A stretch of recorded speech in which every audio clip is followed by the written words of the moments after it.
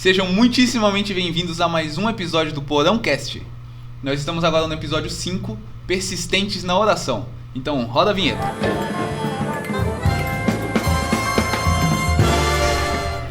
Eu estou aqui com convidados muitíssimamente especiais. Nós temos aqui à minha esquerda o seu Marcos. O Marcos da Luciana. É, isso aí. E aqui na nossa direita o pastor Agnaldo. Nós vamos estar debatendo agora um tema que é muitíssimamente importante no meio cristão, que é a oração. E vamos estar discutindo sobre o que se trata no capítulo 11, nos versículos de 1 a 13 do livro de Lucas. Nós temos ali um trecho que conta sobre a oração e temos a parábola do amigo insistente logo em sequência, né? Isso. Quais foram as primeiras impressões de vocês sobre o trecho em si? Bem, essa parábola, né, ela faz muito menção, uma primeira leitura dela, a gente não consegue perceber exatamente o que ela quer passar, mas na verdade ela traz à tona, né, o que Deus espera de nosso relacionamento com Ele, né? Porque eu gosto de falar que a nossa vida espiritual ela depende do relacionamento que nós temos com Deus, e a oração ela é um dos itens fundamentais do relacionamento com Deus, né? E a gente sabe que a oração envolve várias outras coisas, fé, comprometimento, entre outras coisas. E essa parábola, ela traz para a gente uma forma de bem prática do que é realmente a oração, né? Porque nem toda oração tem a resposta que a gente quer, muito menos na hora que nós queremos, não é isso, pastor? É verdade. A parábola, por ser parábola, já é interessante, porque através de histórias do cotidiano, obviamente da época em que elas foram contadas, nós podemos extrair pérolas, lições muito ricas para o nosso dia a dia de hoje. Então, da necessidade, como nós vamos ver em mais detalhes, de uma pessoa que vivia naquela época de ser um bom anfitrião, nós vemos como Deus está disposto a atender a cada um de nós nas nossas necessidades, e nós devemos sempre clamar a Deus nessa confiança, porque Deus está acessível a cada um de nós. Isso, exatamente. Concordo com tudo que foi afirmado por vocês. E acompanhando esse versículo aqui que nós temos, né, esse trecho da Bíblia, nós temos também a tirinha, né, a chart que acompanha aqui na lição. Vai estar aparecendo na tela aqui para vocês. Mas basicamente eu gostaria de saber agora as impressões de vocês sobre essa charge. O que a gente pode estar trazendo aí de interessante sobre ela e o que ela tem em relação com os versículos que a gente acabou de mencionar, né? A charge é muito interessante, né? Porque mostra como deve ser um término de uma oração. Nós devemos orar em nome de Jesus, porque todos os méritos, o acesso que nós temos ao trono de Deus, a Deus, vem por causa de Cristo Jesus.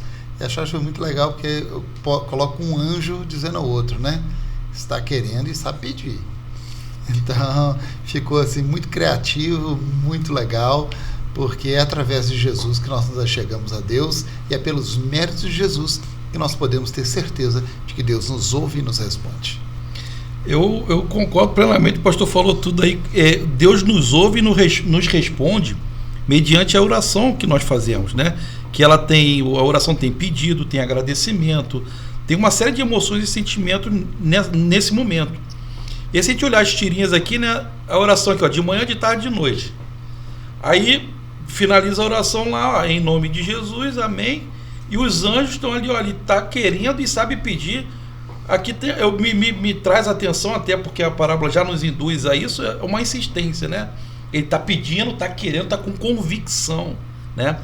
Mas eu vejo o seguinte, a oração como é que eu posso pedir? Você já tentou pedir alguma coisa para alguém que você sabia que ela não ia te dar? Ou pedir alguma coisa, ou alguma coisa para um pai ou para a mãe, ó, eu vou pedir, mas eu sei que eu não vou receber. Quando você faz isso, você já está derrotado, você já vai sem aquela convicção. E essa parábola que traz um amigo insistente pedindo uma coisa no meio da noite, né, meia-noite, ele vai lá pedir um pão porque ele está com uma visita e ele não tem um pão para dar para aquela pessoa que ele estava recebendo, e ele vai na casa de um amigo. A primeira coisa que ele pensou foi, eu vou no amigo, e bateu lá no amigo, o amigo estava dormindo, a família toda recolhida, e falou, não vou te atender, mas me dá, eu quero pão, me dá aí, amigo, eu sei que você é meu amigo, você vai me dar, né? E depois a gente vai ver uma conclusão que a parábola fala de duas opções, ou ele vai levantar, vai atender porque ele é amigo do amigo, né? O meu amigo está me pedindo pão, eu vou dar pão para ele, você é meu amigão, ou porque eu vou dar logo esse pão para ele parar de ficar me perturbando. E na verdade é essa insistência, ela está ligada à fé e relacionamento. A Bíblia é repleta de orações e de momentos de oração, e ela fala que a oração ela é o respirar da alma, é o falar com Deus diretamente, né? Eu gosto muito de falar isso quando eu converso com pessoas que depositam fé em objetos, em estátuas, e eu fico perguntando por que você está pedindo para um pedaço de madeira, para um material cerâmico? Você não vai direto no dono, no pai, vai direto no homem.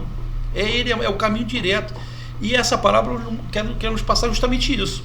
O quão acessível é Deus para fazer como o pastor acabou de falar aqui, ele atender as nossas necessidades que ele quer, né? Nos trazer alegria e felicidade e nos mostrar o quê? O caminho, né? Porque quando eu me relaciono com ele, algumas coisas acontecem na nossa vida. É interessante, você mencionou uma parte que quando a gente olha para essa parábola, a gente tem a tendência de pensar assim, puxa, rapaz, o camarada incomodou, porque amigo, quando a gente olha, o amigo, quem foi pedir o pão, representa a gente. E aí a gente pensa, então o outro representa Deus, ele se incomodou, então Deus se incomoda conosco? Não. Porque se a gente for pensar nessa parábola como uma comparação, ok, a gente pode até imaginar que é isso, mas ela não é uma comparação, ela é um contraste.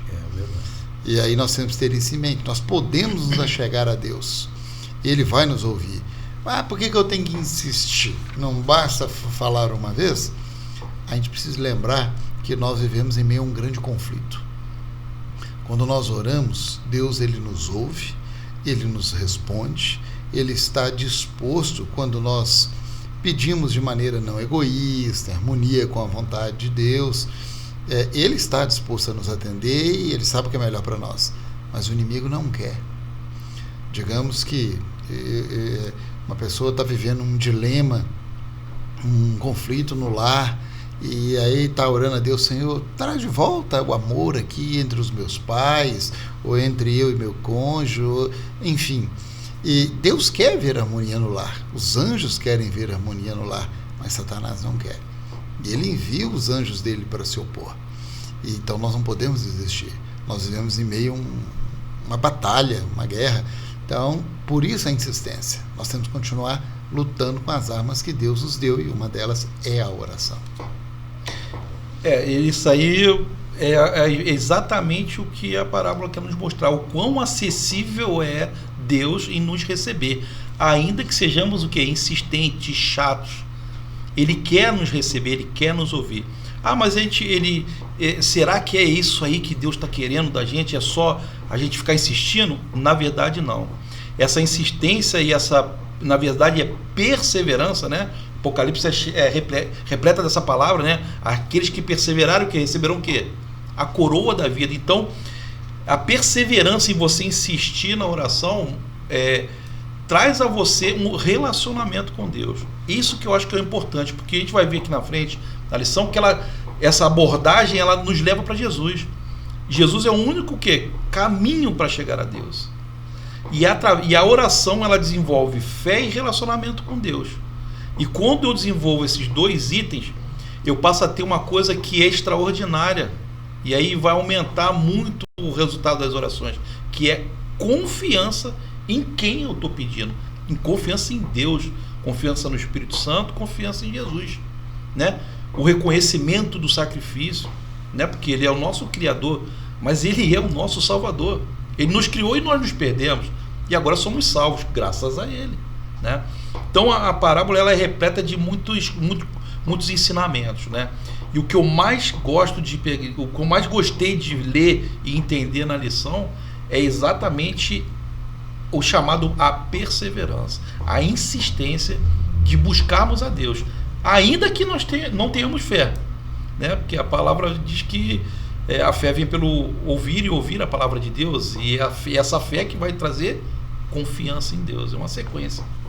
Eu gosto bastante de pegar referências em vários lugares, certo? Então eu me recordei agora de uma história que, se eu não me engano, foi a Clarice Lispector que descreveu, né? Eu vou resumir de forma breve. Ela vai contando a história desses dois amigos que vão, durante toda a vida deles, né, até envelhecerem e tal, ela vai mostrando sobre a amizade deles. E vai deixando muito claro como problemas tendem a unir pessoas. Assim, a amizade começa a esfriar, passam muito tempo sem se falar, mas um deles tem um problema, entra em contato com o outro e esse problema junta os dois para tentar resolver e faz com que essa amizade perdure. Se fortaleça, né? Exatamente. Mas onde essa história se diferencia normalmente da nossa questão coração? Porque ele tá ali dia e noite orando, certamente ele tem problemas, ele sabe quem pode resolvê-los e tá buscando por essa pessoa para se relacionar mais com ela também nesse processo de resolver os problemas, orando e pedindo a Deus. Mas onde essa história se diferencia é onde eu queria perguntar para vocês. Onde simplesmente o relacionamento humano se diferencia do relacionamento entre o homem e Deus? Não sei se faz sentido a forma com que eu construí essa pergunta. Eu não entendi. As pessoas, quando são amigas, quando elas têm um relacionamento próximo, se amam, elas querem um bem um do outro. Mas o ser humano pode falhar conosco. E às vezes não é nenhuma questão de falha, às vezes não consegue suprir aquilo. Deus não. Deus jamais vai falhar conosco. A Bíblia chega a dizer assim, mesmo que uma mãe, talvez o amor mais belo que a gente conheça nessa terra, seja o de uma mãe.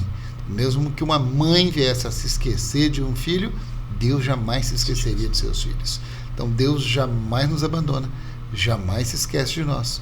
Mesmo que nós falhemos com Ele, Ele ainda está aberto a nós, disposto a nos ouvir, a nos receber e a nos atender. Então, se há uma diferença, não importa o que nós façamos, Deus está sempre com os braços abertos para nós e disposto a nos atender e jamais nos abandonará. E eu acho que esse é o ponto principal do miolo da tirinha, né? A parte do meio, ele está dizendo em nome de Jesus e depois os anjos elogiando, porque ele está indo para a pessoa certa, a pessoa que não vai desamparar ele, né? Você tem alguma coisa a acrescentar? Exatamente, não, claro. Aqui na sequência da parábola que o pastor acabou de falar, por isso digo a vocês, versículo 9 de Lucas 11, né? Por isso digo a vocês, peçam e lhes será dado. E ele vem falando e tal, aí lá no finalzinho ele diz assim, no versículo 13: ora, se vocês que são maus e sabem dar coisas boas a seus filhos, quanto mais o Pai Celeste dará o Espírito Santo aos que lhe pedirem. Então aqui ele trata o seguinte, pai e a mãe, né? Então, relacionamento, o que nós temos de visão de um bom relacionamento é relacionamento de pais e filhos, né? É uma união muito grande, muito intensa e importante. E ele compara essa união, que é muito importante, como o pastor falou, uma mãe ainda que uma mãe se esqueça do seu filho, Deus não vai esquecer. E pra gente é meio inconcebível saber que uma mãe esqueceu de um filho. E aqui ele fala exatamente isso. Se os pais que amam seus filhos dão coisas boas para eles, imagina eu que sou o Pai Celestial. E isso me faz lembrar, né, um dos livros da escritora Ellen White, que nós como adventistas acreditamos ser uma das profetisas mais importantes dos nossos tempos. Ela diz, né, que um dos seus livros, que Deus tem um celeiro infinito no céu, com milhares e milhares e milhares de caixinhas, onde tem nessas caixinhas milhares de presentes para ele dar para cada um de seus filhos. Repleto de presentes lá para dar para a gente, que são bênçãos. Só que essas bênçãos estão lá e ele não pode dar deliberadamente. A gente tem que ir lá pedir a ele. E a gente só vai lá pedir a ele com oração. É a forma da gente chegar até ele. Então imagina que Deus tem como ali um pai que quer dar para os seus filhos o melhor, mas ele precisa que você vá até ele e fale, pai, tudo bem, estou precisando disso, estou passando necessidade daquilo, né? E desde coisas simples a coisas mais complexas, né? Eu gosto de falar, né, que uma vez eu tive visitando uma senhora e ela estava muito triste porque o neto dela tinha se acidentado. Na verdade ele era um criminoso e tomou vários tiros e estava no hospital na beira da morte. E ela pediu oração para a restauração da saúde do seu neto. E eu virei para a irmã e falei assim, irmã, você não está pedindo a coisa errada para o seu neto, não? Aí ela falou assim, mas por que, meu irmão, ele está quase morrendo? Eu falei, se ele morrer levando a vida que ele estava levando, a vida dele acabou eternamente. Mas se ele se arrepender no leito de morte agora e morrer, ele vai ter a vida eterna e a senhora vai ver a eternidade com ele. O que a senhora acha melhor para ele? Então a gente às vezes tem que saber pedir, é o que a lição fala também. Não adianta pedir coisas esdrúxulas, desnecessárias, né? Todas as coisas que Deus faz, né? Isso aí eu vi várias vezes, vários pastores pregando, e isso gravou na minha mente, né? E um deles é o pastor B.I. Aleluia, uma pessoa muito querida, que eu gosto muito do pastor. Ele dizia o seguinte, que por mais que a gente espere o melhor de Deus, Deus jamais vai dar pra gente algo que nos cause destruição e que não tenha a ver com crescimento espiritual e salvação de alguém. Propósito. Tudo que Deus nos dá tem um propósito. E o propósito maior dele é nos levar de volta à eternidade. Então todas as coisas que nós pedimos para Deus, elas vão ser bênçãos para nós. Certo, agora eu vou fazer as perguntas capciosas, assim, aproveitar um pastor aqui, né? Se Deus tem esse celeiro cheio de bênçãos para nos dar, por que ele tem que esperar a gente pedir para poder a gente receber as bênçãos? Deus não é amor, não é bom? Por que ele não simplesmente dá as coisas boas para mim? Deus não precisa de que a gente peça para agir. Ele sabe todas as coisas, não precisa contar, ele sabe. É para nós. Quando eu me abro, eu me aproximo. É interessante, é igual um relacionamento. Se eu e minha esposa queremos nos tornar mais íntimos, nós precisamos dialogar. Se só ela falar, vai faltar intimidade. Então, quando eu falo com Deus, eu me aproximo dele. Eu sinto o seu amor. Faz a diferença. Tem coisas que a gente não consegue achar nem palavras de jeito para explicar. Mas que diferença que faz, pastor? Só experimentando. Porque quando a gente começa com a prática de oração, e aí no Caminho a Cristo é dito que orar é como abrir o coração a um amigo. Isso é orar. Alguns falam, eu não sei orar. Não tem não saber orar. É abrir o coração, é falar com Deus, é torná-lo um amigo, um confidente, alguém que já sabe, mas eu me aproximo, como quando às vezes a gente vai falar alguma coisa para um amigo que ele já sabe, mas você quer lhe contar, você quer dialogar porque você gosta daquela pessoa, você quer estar com ela. Então assim é a oração.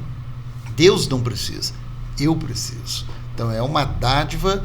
Vejam, a própria parábola, se a gente for pensar, por mais que naquela época era importante para o anfitrião acolher, dar ali o alimento e tudo, não é um tópico de vida ou morte. E ele insistiu. Então o que Deus está mostrando para a gente? Mesmo que não sejam coisas complexas, até as mais simples, ele está disposto.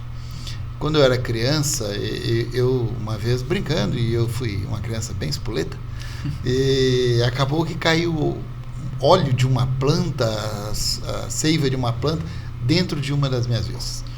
E eu cheguei em casa ali, eu não consegui enxergar, minha mãe foi lavando, e eu criança, e minha irmã, ela é um ano mais nova do que eu.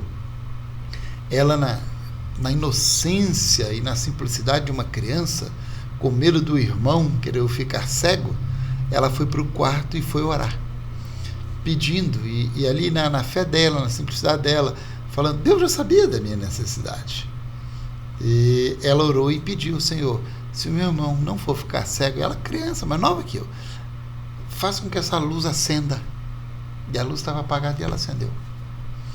E óbvio, eu só sei dessa história porque minha mãe contou, porque minha irmã, nós éramos pequenos, e Deus se preocupou ali com uma criança. Ele já sabia, até porque eu já estava com a seiva em meus olhos, mas ele atendeu, ele estava ali junto dela. E isso fez mais bem para quem? Para Deus ou para minha irmã? Para minha irmã, sua irmã, com toda que certeza. Ainda saiu, e como minha mãe soube disso? Porque ela saiu dali depois que a luz acendeu e foi contar para minha mãe. Mãe, fica tranquilo. Apesar do meu nome ser Agnaldo, em outro momento eu conto o porquê, meu apelido é Léo, e ela me chama de Léo. E falou assim, Léo não vai ficar cego, Deus me falou. Então veja como muda tudo. Parte de nós, não há necessidade de Deus, é nossa. É por isso que a gente vai até Ele, porque gera essas experiências de vida. E isso aí cada um dia, né, que é seguidor de Jesus, teve uma experiência com Deus, tem uma experiência com Jesus. E isso é marcante, porque a gente começa orando para pedir, para atender uma necessidade, e você daqui a pouco, quando você faz disso uma rotina, você se pega orando constantemente, porque você sente a necessidade de falar com Ele. Você já cria uma dependência disso. E isso é extremamente positivo no crescimento espiritual da pessoa, de cada um. Isso nos aproxima mais, né, de Deus, sempre. Me permite ilustrar com uma história que eu ouvi no passado, pastor Bulhon, num curso que ele estava fazendo na América, e o professor dele não cria em Deus, e era alguém com uma capacidade argumentativa muito grande. E chegou num dado momento, imagina isso, dentro de uma sala de aula, e não é tão simples, nem todos os alunos ali tinham crença cristã, e depois que não havia nem mais argumento lógico, o pastor Bulhon olhou para o professor e disse: professor, digamos que o senhor tenha um filho, ou eu, que se torna aprisionado pelas drogas. E a gente corre de um especialista para o outro, de uma clínica para outra, de um hospital para o outro, e nada funciona, ele continua aprisionado. Depois de tentar tudo que a ciência e o ser humano oferece, o que lhe sobra? A mim sobra Deus. Eu posso me achegar a Ele, posso clamar com fé de que Ele vai atuar pelo seu Espírito, pelos seus anjos na vida do meu filho. E aí o professor ficou parado, os olhos lacrimejando, pediu licença à classe e saiu. Até que um outro aluno cutucou: pastor, por que o senhor fez isso com ele? Eu falei: como assim? Você não sabe? Sei do quê? Ele tem um filho que é aprisionado pelas drogas há anos e tem tentado de tudo, e até agora ele continua aprisionado às drogas. Então, ali talvez o professor tenha sentido: puxa, eu não tenho mais a quem recorrer, mas Deus está lá. Então, sou eu, porque Deus sabe, mas a diferença que faz quando eu posso ir e confiante de que Deus me ouve, de que Ele responde, e que a despeito de haver uma luta entre o bem e o mal, e o inimigo se opõe, eu posso perseverar, insistir em oração, em meio a essa guerra, sente que Deus vai continuar batalhando por mim. E Ele não só batalha, Ele ganha pela gente. É isso aí. Olha só, isso aí que você falou, e Ele ganha. A lição leva depois a gente para Marcos, a gente faz algumas comparações, e Marcos fala lá da fé, né? Se você tem fé em orar e pedir alguma coisa a Deus, o que você pode fazer com essa fé? Ele fala que nós seríamos capazes, se tivéssemos fé, tamanho do grão de mostarda, seríamos capazes de mandar uma montanha sair daqui para outro se jogar no mar, e ela faria isso. Gente, olha o quão extraordinário é isso. Então, quando a gente vai a Deus, se relaciona com Ele, desenvolve confiança, fé e certeza e dependência, nossa vida passa a ser baseada em fé e confiança em Deus, e sempre falando com Ele. Nossa alma vai estar sempre respirando, Ele vai estar suprindo as nossas necessidades. Óbvio que Ele não vai fazer o que a gente tem que fazer, né? A gente se está com Cristo não significa que tudo vai ser a mesma maravilha. Nós moramos num planeta, num local onde o príncipe desse planeta é Satanás, e o objetivo dele é fazer o que Deus não... É o contrário de Deus. Deus quer nos salvar e Ele quer que a gente se perca. Então a gente vai estar sempre, a todo momento, sofrendo armadilhas, sofrendo golpes, sofrendo rasteiras, tomando tombos, mas, como o pastor falou ali, um exemplo, em quem que a gente segura? Naquele que está sempre com a mão estendida para nós.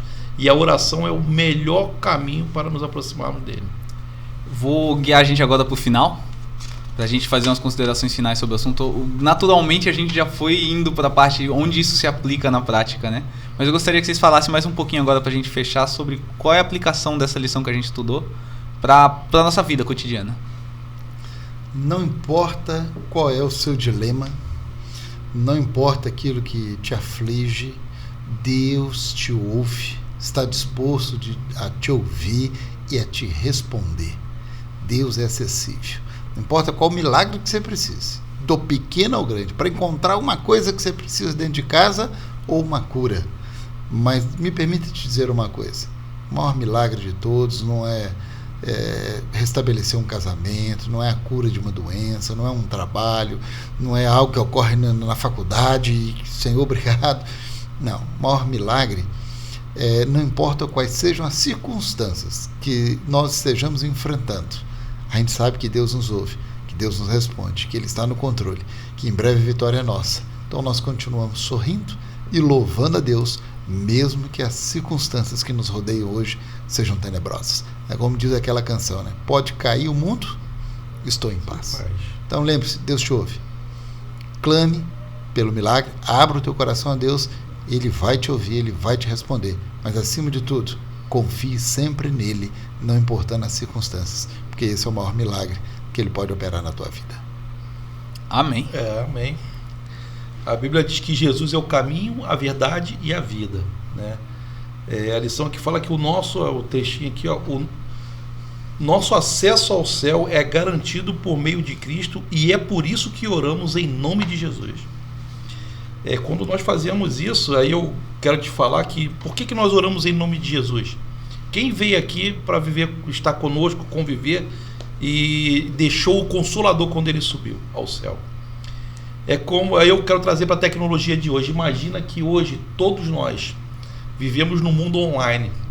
Todos nós temos uma câmera especial em cima de nós que sabe tudo que nós fazemos em casa, no trabalho, sabe tudo que nós pensamos, tudo que nós desejamos, conhece que a gente nossa vida de ponta cabeça. Deus é essa câmera em nossas vidas. Deus é essa câmera em cada um de nós. E Ele só precisa que a gente acene para Ele.